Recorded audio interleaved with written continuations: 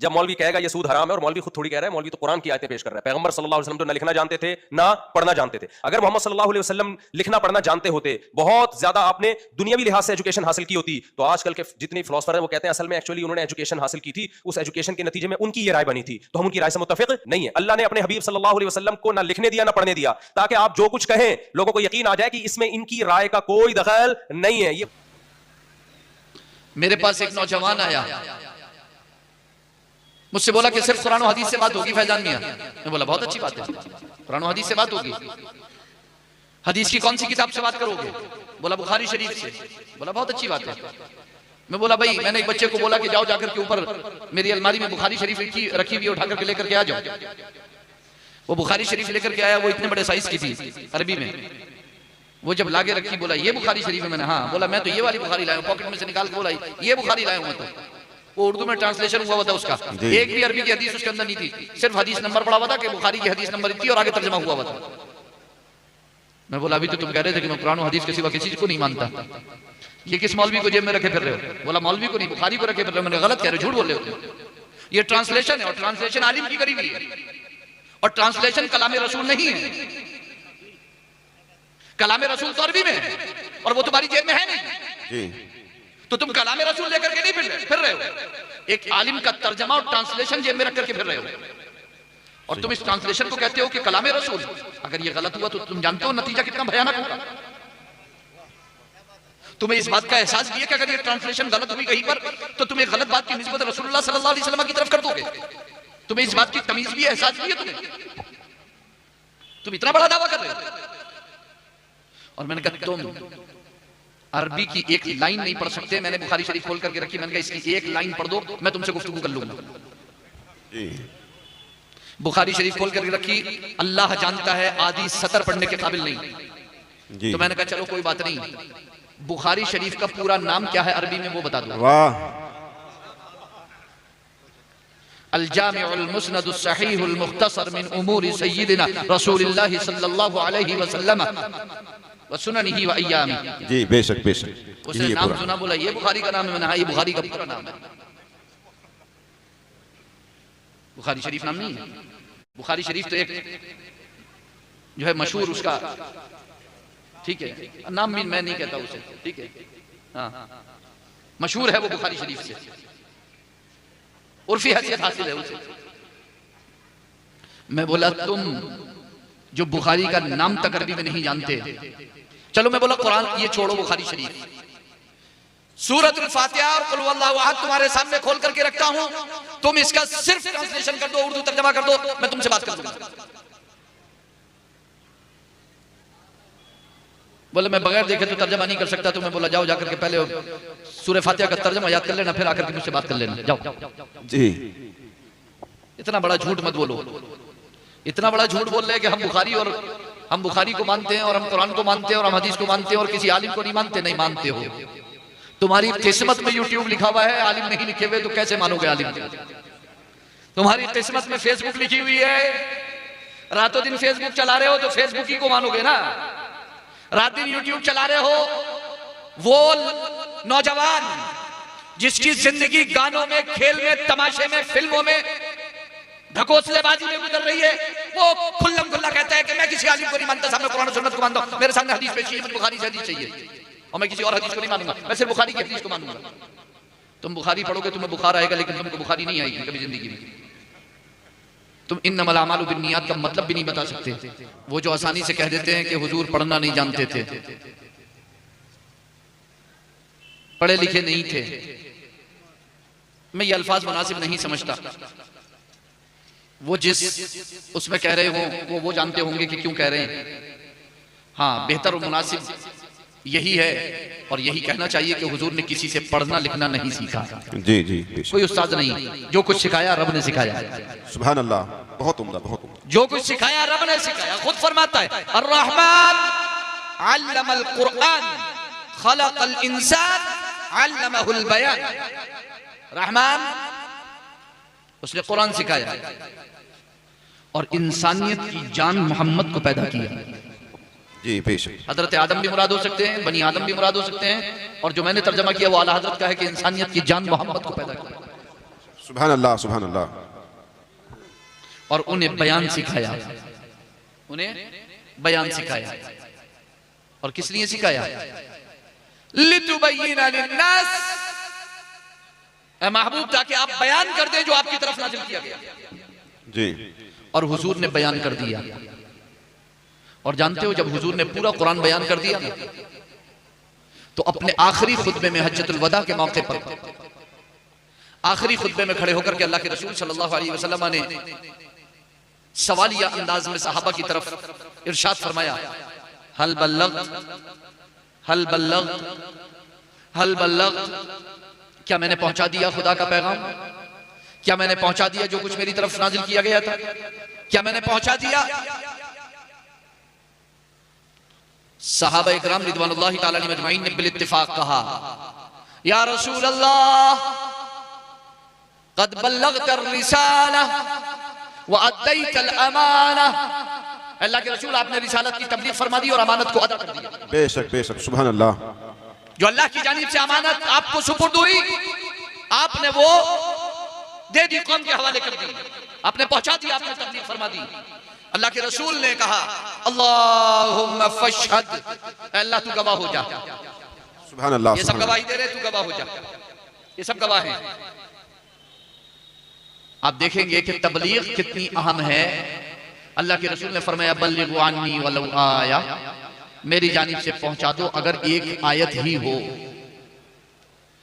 नबी अकरम सल्लल्लाहु अलैहि वसहबिही वसल्लम के इस इरशाद की रोशनी में कुरान और सुन्नत की तबलीग हम पर है।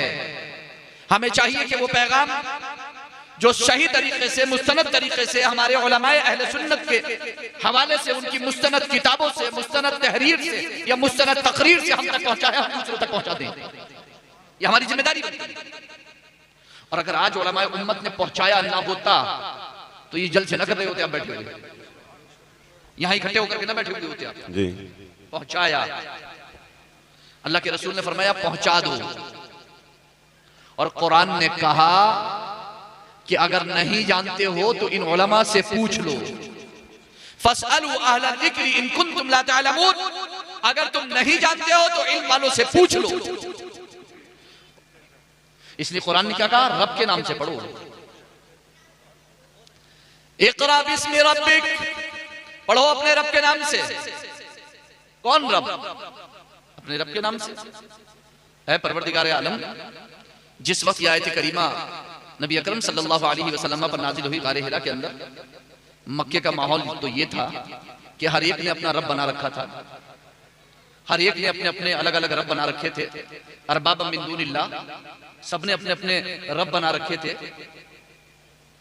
पहले ही तारुफ करा दिया गया कि रब है कौन। इक़रा बिस्मि रब्बिक, पढ़ो अपने रब के नाम से। अल्लज़ी खलक़, जिसने पैदा किया है वो रब, जो खालिक है वो रब, वो रब नहीं जो मखलूक है, जिसको तुमने अपने हाथों से तराशीदा है, तराशा है तुमने, जो तुम्हारे हाथों का तराशीदा है, जिसको तुमने मिट्टी से और पत्थर से खुरच करके बनाया है, वो रब नहीं। वो रब जो तुम्हारा भी खालिक है और इस सरजमीन का भी खालिक है। बेशक, सुभान अल्लाह, सुभान। तुम्हारा भी खालिक और इस मिट्टी का भी खालिक है, इस जमीन, इस आसमान का, इस कायनात का, इस यूनिवर्स का बनाने वाला है। उसके रब के, उस रब के नाम से पढ़ो, सुभान अल्लाह। अल्लज़ी खलक़। पहले तो सिर्फ ये फरमाया जिसने पैदा किया। किस चीज को पैदा किया? सवाल हो जाता है फौरन। पढ़ो अपने रब के नाम से। कौन? अल्लज़ी खलक़, जिसने पैदा किया। सवाल, किस चीज को पैदा किया? कोई भी चीज जिक्र की जा सकती थी, क्योंकि हर चीज का पैदा करने वाला वही है, लेकिन किसी चीज का जिक्र नहीं किया गया। आप पढ़ रहे हो, आप ही का जिक्र कर दिया गया, खलक़ल इंसान, इंसान को पैदा किया। कहीं और देखने की, तलाश करने की जरूरत नहीं है, खुद अपने अंदर झांक करके देख लो, तुम्हें अपने रब का पता मिल जाएगा।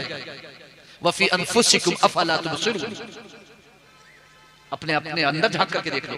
मन आरफ़ नफ्सा फ़क़द आरफ़ रब्बा, जो गौर करेगा अपनी तख्लीक में कि किस तरह अल्लाह ने, कैसी तख्लीक है, कैसी तख्लीक है, जो गौर करेगा अपने रब को पहचान लेगा, अपने रब की मारिफत हासिल कर लेगा। खलक़ल इंसान, इंसान को पैदा किया। सवाल, किस चीज से पैदा किया? मिन अलक़, एक लोथड़े से पैदा किया। एक लोथड़े से पैदा किया। इक़रा, फिर जिक्र आ गया, पढ़िए, व रब्बुकल अकरम, और आपका रब ही अकरम। पहले पढ़ने का जिक्र आया, अल्लज़ी अल्लम बिल कलम, और अब लिखने का जिक्र आ गया। पहले पढ़ने का जिक्र है, फिर लिखने का जिक्र है। सिर्फ पढ़ो मत, लिखना भी सीखो। पढ़ो भी लिखो भी। बचपन में हम सुनते थे, पढ़ोगे लिखोगे होगे नवाब, खेलोगे कूदोगे होगे खराब। ये बचपन की सुनी हुई बातें। पढ़ो लिखो, पढ़ना भी सीखो, लिखना भी सीखो। पहले तो पढ़ने वालों की तादाद कम है, दूसरी बात यह है कि जितने पढ़े हुए हैं उनमें लिखने वालों की परसेंटेज बहुत कम है। बहुत बहुत काबिल शख्सियतें मौजूद हैं, बहुत बहुत पढ़ी लिखी शख्सियतें मौजूद हैं, मगर अपने पीछे लिटरेचर छोड़ करके नहीं जाती हैं, क्योंकि लिखना नहीं जानते। वो नहीं निकाह के मौके पर नाम लिखना नहीं जानते, ऐसा नहीं है। उतना तो जानते ही हैं, प्रैक्टिस कर ही लेते हैं, उतना तो सीख ही लेते हैं कि नाम कैसे लिखना है। मैं उस लिखने की बात नहीं कर रहा हूं जो पढ़ा है सही तरीके से कुरान और सुन्नत की रोशनी में, अहले सुन्नत के मनहज और मसलक के मुताबिक उसे करतास पर उतार करके चले जाओ, कागज पर लिख करके चले जाओ, ताकि दूसरों के काम आ जाए। मगर बहुत बड़ा चैलेंज है। अल्लज़ी अल्लम बिल कलम, जिसने कलम से लिखना सिखाया।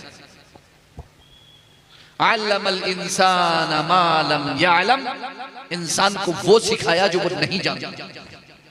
बेशक सुभान अल्लाह।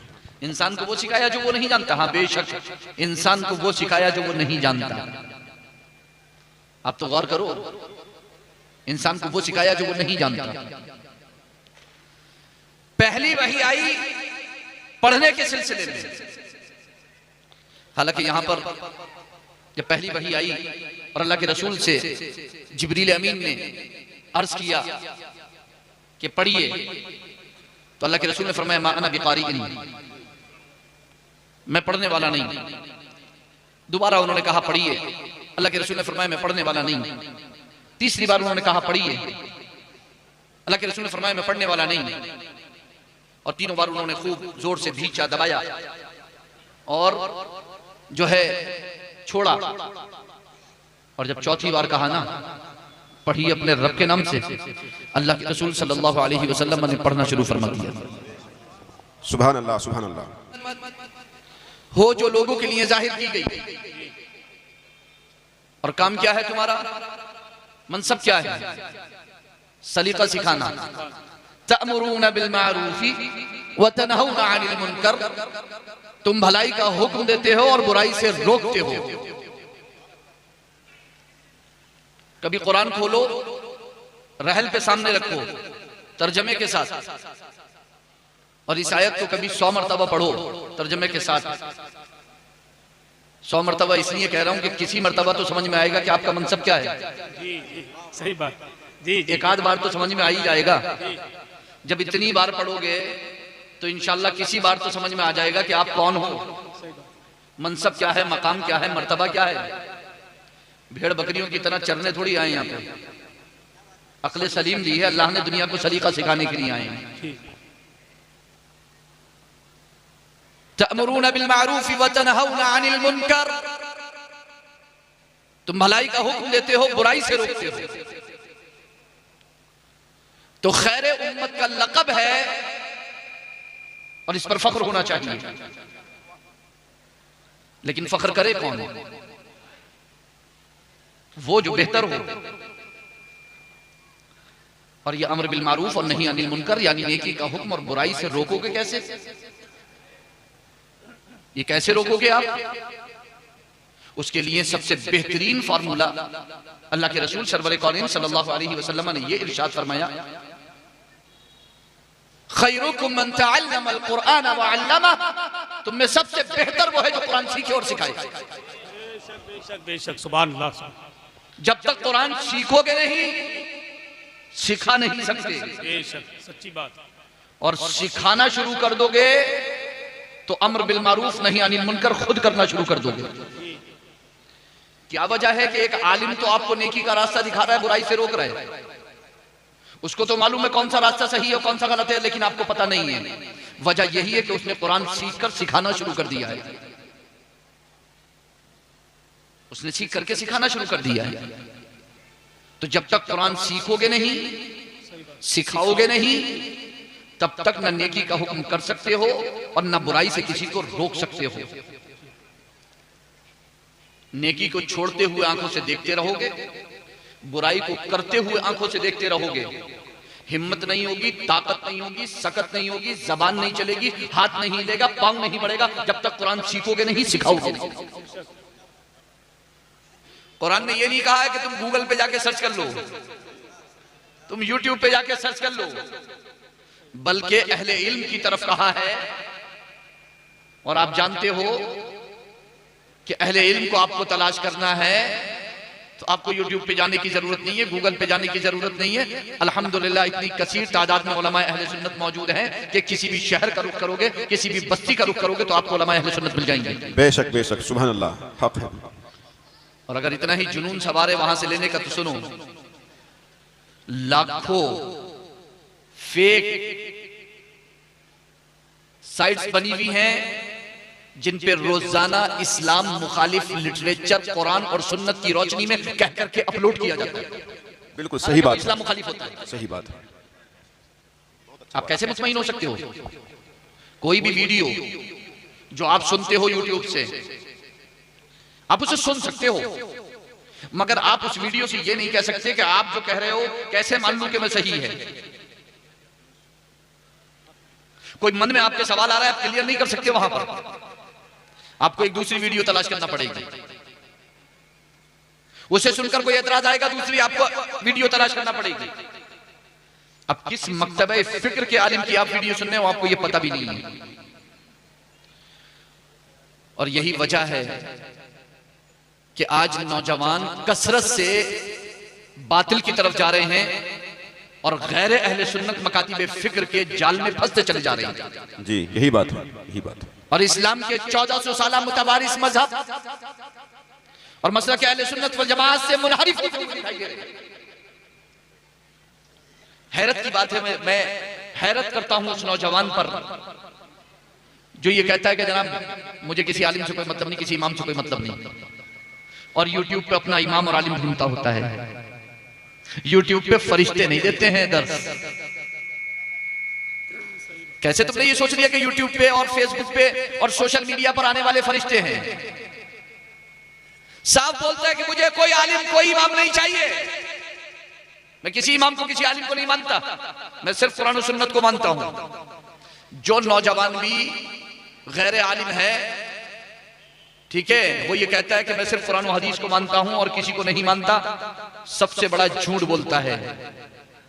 क्योंकि जिस इंसान से अरबी नहीं आती, जो आलिम नहीं, जिसे अरबी ग्रामर नहीं आती, जिसे बलागत नहीं आती, जिसे नहव नहीं आता, जिसे सर्फ नहीं आता, जिसे इल्म लुगत हासिल नहीं है, जो सूरतुल फातिहा सूरह इखलास का उर्दू तर्जमा खुद नहीं कर सकता, वो इतना बड़ा दावा कर रहा है कि मैं कुरान और हदीस से खुद समझता हूं।